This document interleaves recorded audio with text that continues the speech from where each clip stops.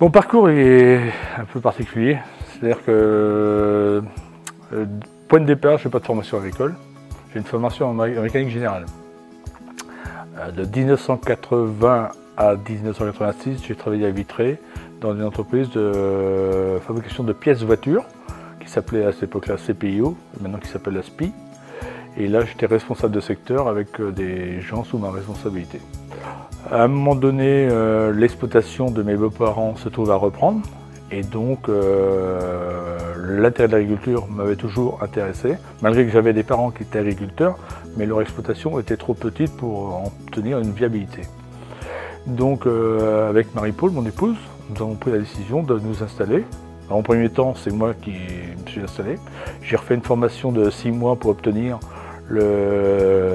l'examen nécessaire pour pouvoir prétendre aux aides agricoles.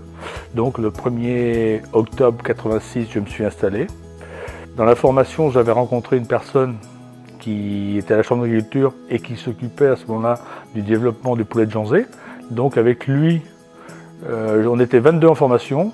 J'étais le seul de la classe à pouvoir dans le poulet de Janzé. Pourquoi le poulet de Janzé? Parce que c'est une marque de qualité.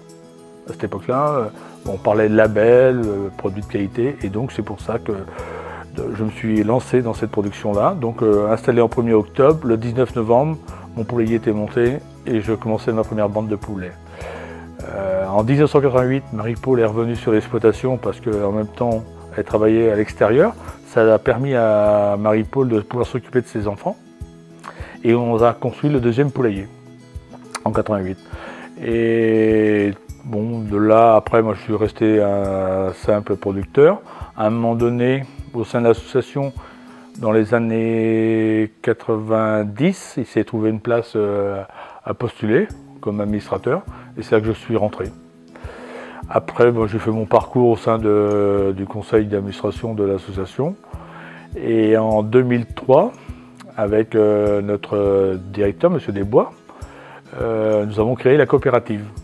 Au point de départ, ce n'était pas moi qui était prévu pour être le président.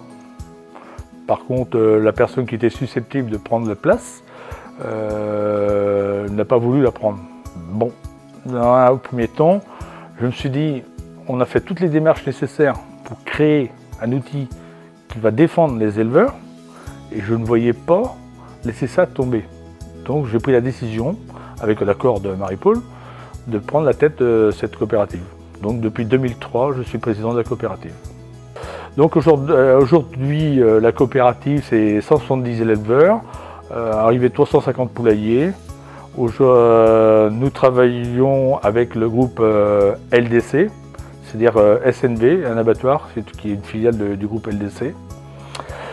Parce que en 2007, on était partenaire avec le groupe Doux et on a claqué la porte parce qu'on manquait de respect. Doux manquait de respect vis-à-vis des éleveurs et ils voulaient faire disparaître la marque Janzé. Au point de départ, quand on regarde la création du poulet de Janzé, le label poulet blanc et poulet jaune a été obtenu en 1980. Pourquoi avoir créé cette chose-là?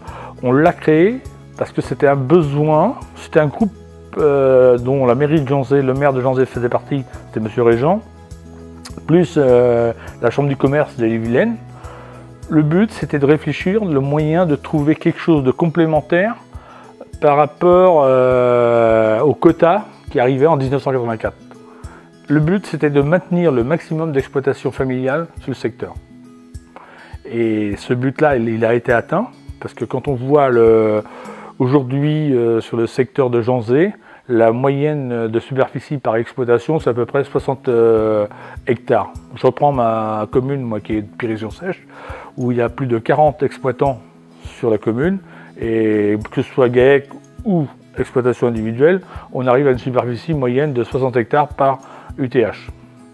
Et cette chose-là a été une belle réussite, parce que ça a maintenu un tissu rural dynamique, qui dit dynamique derrière des emplois tertiaires, ce soit des matières, ici sous secteur, on a quand même des belles marques comme Claas, Massey Ferguson, tout ça. On a aussi des entreprises laitières qui sont là, malgré qu'aujourd'hui, en ce moment, le lait, C'est pas non plus une chose où on est quand même le mieux rémunéré, mais quand même ça a maintenu un très beau tissu rural par rapport à d'autres régions où les fermes se sont agrandies et sont devenues très grandes. Aujourd'hui, le développement, on a été une période de 2007 à 2014 où on n'a pas construit parce qu'on voulait d'abord repartir et redévelopper notre marque Janzé. Une fois cette marque-là, avec nos partenaires SNB, remise sur les rails, là on a senti le besoin de reconstruire. Et ce besoin-là, on s'est mis en accord avec notre partenaire, notre abattoir, de développer au fur et à mesure des besoins et ne pas construire des bâtiments à tout va sans savoir s'il y avait des débouchés. Nous, le but, c'est de construire avec des bouchées derrière pour assurer quand même un bon revenu à nos éleveurs. Aujourd'hui, la coopérative n'a pas de prospecteur sur le terrain. La prospection, c'est le bouche à oreille de nos producteurs. C'est eux qui parlent de la coopérative.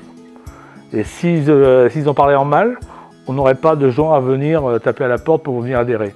Et aujourd'hui, quand on voit le développement qu'on a et la demande pour construire des bâtiments, pour moi c'est une réussite de voir comment les gens sont aussi intéressés pour construire des poulaillers. D'une part, quand on est dans un système coopératif, on adhère à des règles. Donc, qui dit des règles, derrière, quand je regarde comment on a au sein de la coopérative, parce que la coopérative, bon, il y a un conseil d'administration et après il y a des commissions. Il y a une commission avenir, il y a une commission qualité et une commission développement, événement plutôt. La commission événement, elle travaille sur le Toqué de Janzé, c'est-à-dire la fête du Chapon, anciennement.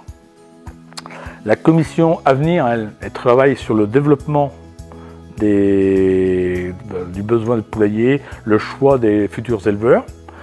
Tandis que la commission qualité, elle travaille plutôt sur la qualité de l'aliment. Par contre, si un éleveur a eu un problème sur un lot et que l'éleveur, en fin de compte, a bien fait son travail et que derrière, il a subi une perte, qu'il n'en est pas la cause, la commission qualité, par l'intermédiaire d'une caisse coup dur, vient aider l'éleveur pour retrouver sa marge. Et donc tout ça, c'est de la solidarité coopérative. En individuel ou appartenant à un groupement, vous n'auriez pas ces choses-là. Le but, c'est que derrière, quand vous avez un adhérent qui a un problème, la coopérative vient aider l'éleveur dans sa période dure, parce que à condition qu'il a respecté tout le cahier des charges. Parce que s'il n'a pas respecté le cahier des charges, là, on n'intervient pas. On n'est pas la maison qui distribue. C'est toutes ces choses-là. Donc au Bénin, c'est-à-dire que le point de départ de cette chose, c'est Isabelle Legendre. Isabelle Legendre rencontre M. Paris, qui est maire de Janzé. Elle lui fait part de son intention d'aider, parce qu'elle avait été avec ses enfants en voyage au Bénin. Elle avait rencontré le directeur de l'orphelinat, et voyant comment ça se passait à l'orphelinat, pour aider tous ces enfants orphelins, il fallait trouver des moyens financiers. Et c'est en parlant ça à Hubert Paris, le maire de Janzé, qui lui dit va donc voir les Janzé et parlez-en comment on ne pourrait pas monter une filière avec là-bas. Et donc c'est parti comme ça, et donc on a monté 4 poulaillers en pondeuse. Le but, c'est que ces poulaillers-là dégagent de la marge pour aider l'orphelinat à devenir autonome vis-à-vis des besoins financiers pour les orphelins. Et derrière, après, aider aussi à ces orphelins d'avoir une bonne instruction pour pouvoir aussi entamer leur futur dans la vie active.